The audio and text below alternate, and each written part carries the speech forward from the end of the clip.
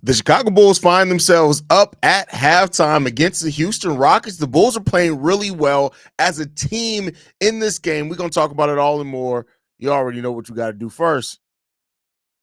You are now tuned in to Chicago Bulls Central, hosted by Haize, your number one spot for all things Chicago Bulls.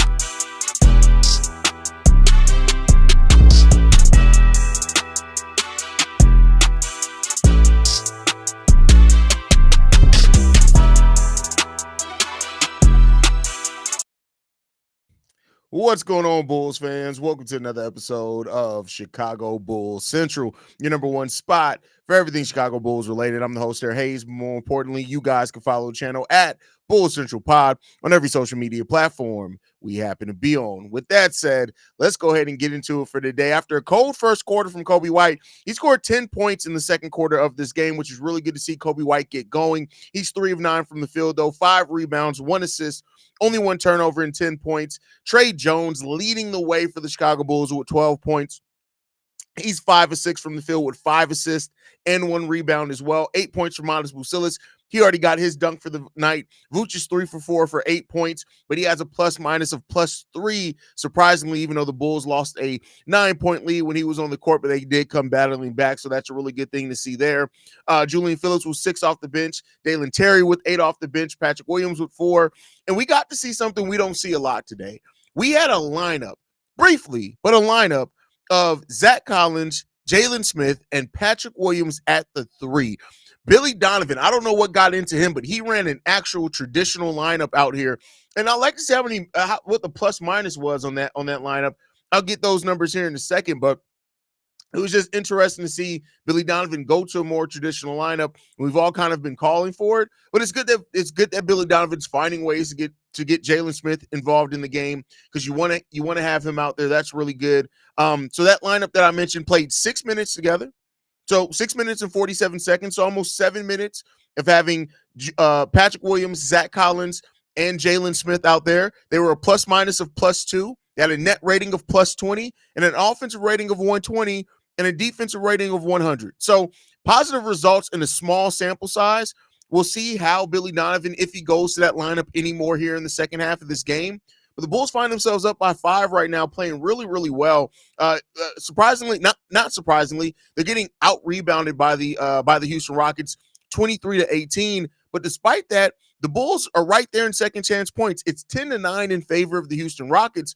But when you look at the discrepancy between offensive rebounds between the teams, Bulls are staying in there. The Bulls also are winning off fast break points, 13-2. They're winning that fast break point battle and the bench battle, 21-6 in favor of the Chicago Bulls. So the Bulls are doing that. Oh, plus in the paint, 28-22 in favor of the Chicago Bulls as far as scoring in the paint tonight as well. So this is a game where the Bulls are back in attack mode. They're playing really, really well. They're finding their rhythm. They're playing as a team. They're spreading the ball out, which is really good to see from a team. And you got to give the Bulls credit, man. They're playing pretty damn good right now. 52% of the Chicago Bulls overall baskets as a team has been assisted.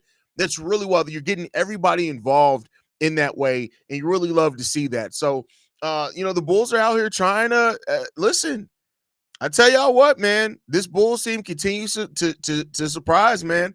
They continue to just be playing really, really, really solidly, man, and playing as a team. And that's the thing that's made this special so far. Andres says Trey Jones underrated. Absolutely.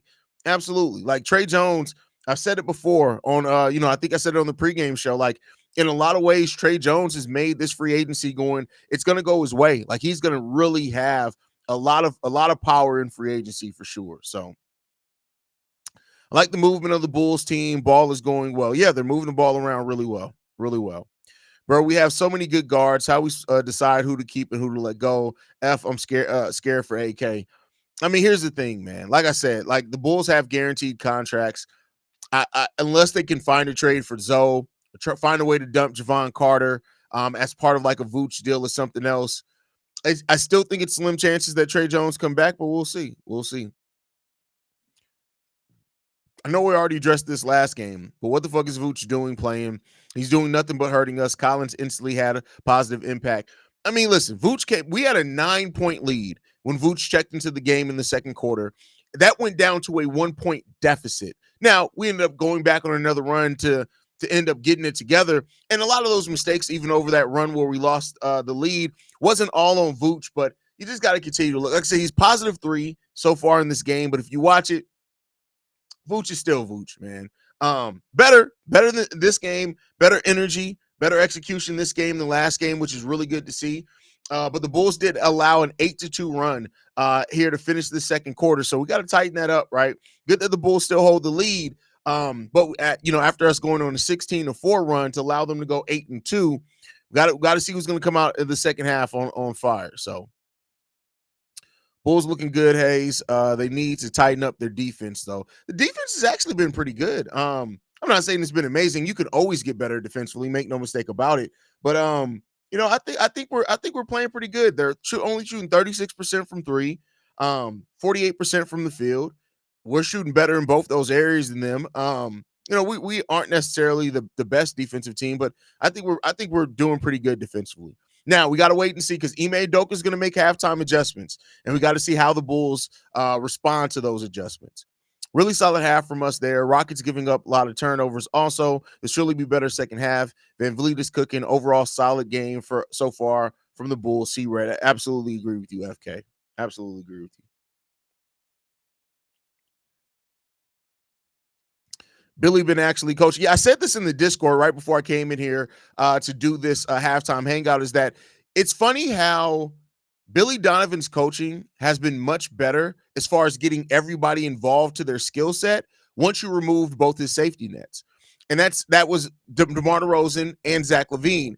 And it's crazy how much differently he's now coaching with both those guys gone. It's really funny that Billy Donovan has been a guy that, reportedly didn't want to coach a rebuilding team or a reconstructed roster when I think he may actually be good at it. Like, I mean, that's crazy to say, but it's like, if you don't have Billy Donovan is a player that coaches to his stars, right? And he relies heavily on their strengths when he has stars. Now that that's been removed, Billy Donovan's really allowing everybody to get their touches, everybody to be involved in the game. We're running a much more open style offense. And so it's like maybe Billy is going to be better at coaching during this kind of restructuring than initially thought. Now, I don't want to say talking absolutes quite yet, but it's just interesting to watch because there's a very, very big difference in how he's coaching these guys up. Really intrigued to see how this closes out, especially with how productive the bench has been recently. That's a fact. I wouldn't mind just trading Vooch, Carter, and Dalen away this summer and build this team going forward. They like playing together. They're exciting. Listen, I'm not giving up Dalen. It's not that he's untouchable, but I'm not giving up Dalen like to be able to dump Jalen's contract because I think at the place the Bulls are at now, I get it. Dalen hasn't shown a whole hell of a lot, but I'd rather keep giving that until the end of his rookie contract, especially with the Bulls, being where they are, than sending him away and allowing a team to kind of figure it out, right? Like, that's just where I sit. Now, you can't be crippled by that. That's why I said if a deal that makes sense pops up, move him, right? But I wouldn't want to move him just to say, hey, for us to move Javon Carter's contract, we got to send Dalen Terry with him and be like, at that point, I don't know. Depends on what we get back. The LaVine trade looks a lot better now than it did 2 weeks ago. Hell, it looked a lot better 2 weeks ago than what it did when we first did it. So, yeah. Yo, we here at the game. Shout out to Forrest, man. Tell Julian the second half is going to be his time, man.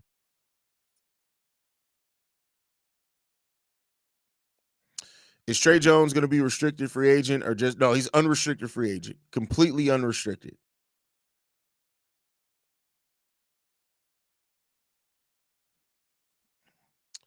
Dalen Terry is starting to look like a quality NBA player. He's starting to look like a player that you're starting to see some things from him for sure, right?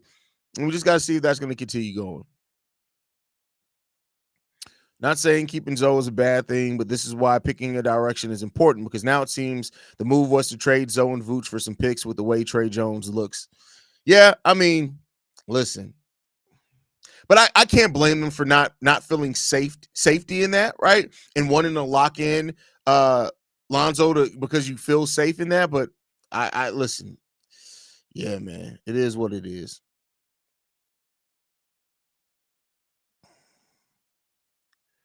All this winning in March and April has not amounted to anything in the past 3 years. Why it now? Because their players never try to lose. Like, I don't know what to tell you, that they never try to lose. Haize, if you're cool with it, I'll drop the invite link to my Discord. Oh yeah, bro, go ahead, feel free. Billy Donovan was actually at his best at Florida. He had a deep team that didn't have a true star, just 5 to 7 really good players. I think this team fits Billy's style a lot better. I agree with you, 100% agree with you. Right? And you got to think back is if we're going to use that college comparison, right? Like, yeah, college teams try to get blue chippers. Make no mistake about it. But like, especially when like Billy Donovan was going through some of the teams that he was still winning and getting to the NCAA tournament, like when he didn't have like those blue chippers, like you build out a solid team that just has some really good players from top to bottom, right? That's kind of what we got right now. I really think that the roles are perfectly defined with this team. Yeah, I mean, you kind of fall into it naturally, right? You kind of getting everybody in their natural primary roles, which are really working for them. For so long, we asked guys to do different things or what they aren't suited to excel at. Glad Billy seems to be providing the guys freedom to succeed. Completely agree with you. Thank you, Haize, for giving us a place to vent and voice our thoughts and opinions. You're a real one for sure. Appreciate you, Zay. Don't forget, y'all, get those voicemails in, man. Weekends are always mailbag days. Every weekend on Saturday and Sunday, we go into the mailbag. We like to dive into that mailbag and give everybody an opportunity to say their thoughts. So 773-270-2799. So if you guys want to get those thoughts in, feel free to do it there. What's up with all the bird's eye camera views tonight? Not sure if I like it or not. It's weird, bro. It's really weird. It's really strange, and I don't know what's up with that one. I think Billy is better coaching unrated teams. Even that OKC team with CP3 did better than everyone expected. That's 100% fact. That team excelled way more than people were expecting coming into that season. That's for sure. So we'll see, man. Listen, the Bulls are playing really good today. They're getting cooked by Van Vliet, but I'll say this, right? And I'm not even mad at it. People are saying like, "Oh, you got to press." Here's the thing: make Van Vliet be the one to beat you. If you're like the fact that Sengun is 3 for 8 with only 6 points, I'll listen. Van Vliet can get 50 tonight for all I care. If Van Vliet gets 50, I feel pretty confident that we're going to be able to beat the Rockets. So I'm not even like, let Van Vliet cook. Let him be the one that cooks. If you can stop everything else, if you can continue to keep Alfred Sengun from being as effective as he's been before, if you can continue to keep Jalen Smith limited, he is 5 for 10 for 50%. I can live with Van Vliet being the one to score a bunch of points on you.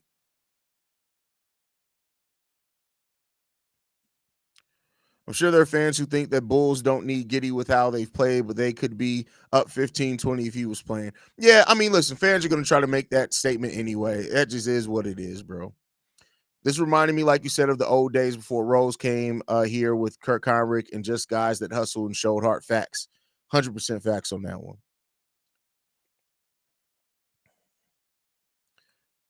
I'm starting to get worried that our boy Kobe is a hardened build type player. He can lead bum teams to the playoffs. He needs to be the leader, but probably not good enough to be the best on the. Oh well, yeah. I mean, I don't think Kobe could be the best player on a championship team. I don't. I don't. Did you ever think that? Did you really think Kobe could be the best player on a championship team? Like, and that's no slight to Kobe. Like, you don't have to be the best player on a championship team to be a really good player. But like, come on, bro. Like, you thought that Kobe had that? But all right, y'all. I'll be back second half. Love you guys. Go Bulls. See Red, y'all. Peace.